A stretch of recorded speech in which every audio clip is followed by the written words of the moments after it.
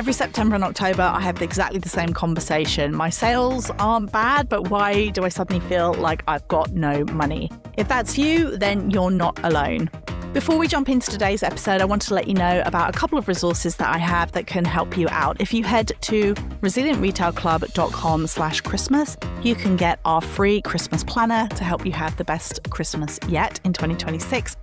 The other thing that will be really helpful is if you head to resilientretailclub.com/cashflow, you can get your hands on my free cash flow planner, which will help you really understand all of the ins and outs of money coming in and out of your business and how to manage it at this time of year. Welcome to the Resilient Retail Game Plan. I'm Catherine Erdly, and this podcast is here to share retail industry trends, insights, and best practices for you, the retailer who's serious about building something that lasts. So I wanted to put this podcast episode in. I think it's a really important episode to have at this point in the year because a lot of retailers that I talk to feel very stressed out by what I call the Christmas cash flow pinch. What happens is you have got plans for Christmas, you place your orders, and then September, October comes along, you have to pay for a lot of these products. Even if you've used FAIR's 60-day payment terms, you may still end up with bills coming out now, which is really all about your stock that you're purchasing for Christmas, but you haven't had your Christmas sales yet. And the thing is that a lot of people feel very bad about this. They feel like they've messed up, they made some big mistake, that maybe they don't know what they're doing. And I wanted to talk about it today because I want you to know that you are not alone. This is something that happens to pretty much all retailers.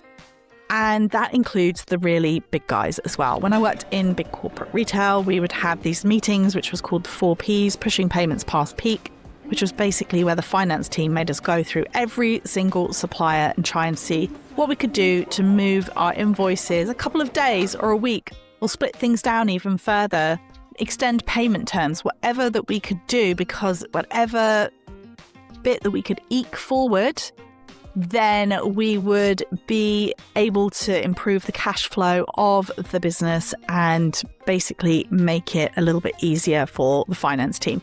And we're not talking about they were worried we were going to run out of money. We're talking about they were worried they were going to hit the bottom of their overdraft limit. So it wasn't a question of not having any money in the bank. It was that they had hit the bottom of the overdraft limit that they had been given. So what we're seeing is then that retailers often have this issue. They get to this point in the year, it's just the way it goes.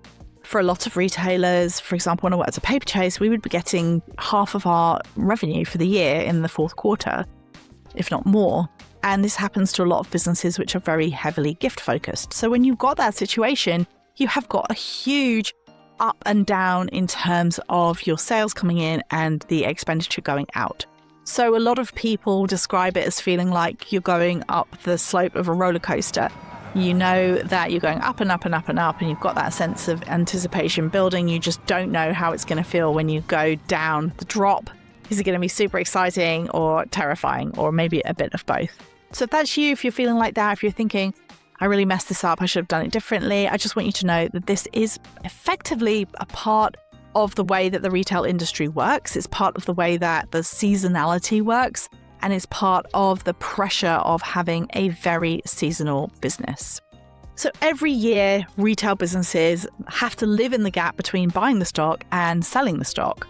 And the longer that gap, the more cash is that you need. Christmas really stretches that gap out because you're buying more stock than you normally would buy. You may be buying earlier because you want to make sure that you secure your best sellers. The supplier invoices arrive before the sales do, and then your VAT payments, your wages, and your rent, they don't stop. So as I said, we have things like 60-day payment terms on FAIR, which can be really helpful, really beneficial to businesses. They also have the fair, Christmas fair earlier in the summer, and people often use that as an opportunity to top up for their Christmas orders at a discount, but then it can also mean that those payments start hitting at a tricky point as well. So there are lots and lots of different things going on. It's all incredibly normal, and it's all something that I see every single year. And every single year, If I ever mention it, people always tell me how appreciative they are because most people get themselves in this situation and feel like it was their own fault for messing things up. So that is the first point, is that this happens, it's natural, it's normal. And what we just need to really think about is, how do we work around it? What can we do? What can we possibly do to make this easier? So 4 ways to ease the squeeze at this time of year. The first thing that I want you to think about is any stock that you are currently sitting on right now that is slowing you down. You just can't sit on trapped stock that isn't going to sell, that isn't going to even sell at Christmas. Anything that is holding your money to ransom, which is what excess stock does, anything like that, that has got to go. That has got to be cleared out. And the more you can do that, the better your cash flow will feel and the less of the squeeze that you'll get. So make sure you are culling ruthlessly. If you were thinking about doing that sample and second sale, do it now. If you have so much stock that you feel like you can't clear it through the shop, can you hire a table at a market or an event or something like that where you can put things on a discount and try and sell through? You want to free up your cash, your space, your mental bandwidth. This is one of the first elements that we look at with Stock Doctor. You can find out more about Stock Doctor at stockdoctor.net. But this is exactly what we do in terms of looking at where are the areas of trapped cash. Now, this is not about saying, oh, you just got to discount everything. And obviously, we're very much focused on trying to protect your brand. But in terms of targeted discounting, this would be a great opportunity for you to really look around and say, where is there anything that I can free up? Now, if this is your prime stock that you know you're going to sell at Christmas, absolutely do not sell it at a discount now. We're talking about stock that you probably in your heart of hearts know you don't really want to carry forward. You don't even think it's going to sell at Christmas. You really just want to make sure that you are free of it, cleared it out, really reduced anything that's just hanging around, any clutter. And you can do that through a flash sale or a story sale on social media. You can do it through targeted discounts. You could even just offer discounts to your mailing list if you don't want to have a big message everywhere talking about discounting. But do what you can now. You can do an end of summer sale, clear it out to make sure that you're not carrying anything that you just don't think is really great stock, because that is where your cash is trapped. So you want to bring down any excess stock that you possibly can. It's kind of like the checking the back of the sofa for coins time of year. Like, okay, well, what have I got? What can I release? What's going to help me walk this tight time of year? The second thing I would say is making sure that you're really buying with intention. So don't buy just in case. Don't over purchase things that you think you might need at Christmas time. Make sure that you have a sales forecast for Christmas. Make sure you use that to create a stock budget. Make sure that you then take and look at a buying plan. Again, this is all work that the Stock Doctors do for their clients. We do a full Q4 analysis, audit, work out exactly how much money they have got to spend and what they should be spending on. But think about every single penny that you're spending in the business. It has a job to do. So again, you don't want to just top things up just in case. You want to really go through and for every single item that you're purchasing, ask yourself, is this a bestseller? Is this something that I absolutely need to have to make my Christmas work? And how can I keep it as tight as possible so that I'm not over purchasing? On that note as well, this is also a really good time to go through and look at if there are any expenses coming out in your business, any subscriptions that you don't really need anymore, anything like that you just think, actually, this is something I can free up so that I've got just a little bit of extra money as we go into Christmas. This episode is brought to you by the Home and Gift Association, the new name for the Giftware Association. The home and gift industry is evolving, and so are they. The Home and Gift Association brings together brands, retailers, suppliers, and innovators across the home, gift, and stationery sectors, helping businesses make valuable connections, discover new opportunities, and stay ahead of what's happening in the industry. If you're looking to grow your retail business, they've got an exclusive offer for Resilient Retail Game Plan listeners.